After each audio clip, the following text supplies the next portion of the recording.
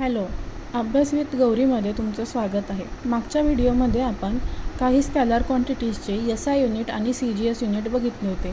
या व्हिडिओमध्ये आपण वेक्टर क्वांटिटीजचे SI युनिट आणि CGS युनिट बघूया. यावर आधारित आपल्याला TETमध्ये प्रश्न विचारला जाऊ शकतो की खालील वेक्टर क्वांटिटीचे किंवा खालील फिजिकल क्वांटिटीचे SI युनिट किंवा CGS युनिट काय आहे.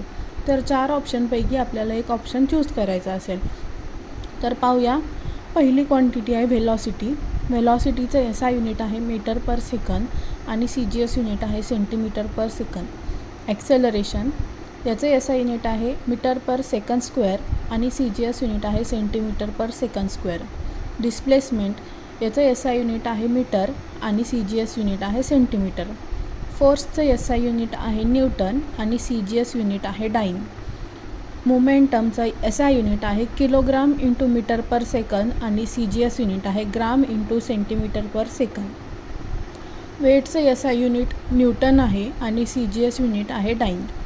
इम्पल्सचं SI युनिट आहे न्यूटन इंटू सेकंद आणि CGS युनिट आहे डाईन इंटू सेकंद. इलेक्ट्रिक फील्डचं SI युनिट आहे वोल्ट पर मीटर आणि CGS युनिट आहे statvolt per centimetre.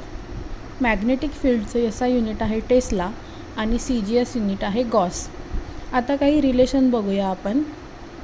1 Newton is equal to राहते 10⁵ dyne. 1 joule is equal to 10⁷ erg. 1 tesla is equal to 10⁴ Gauss.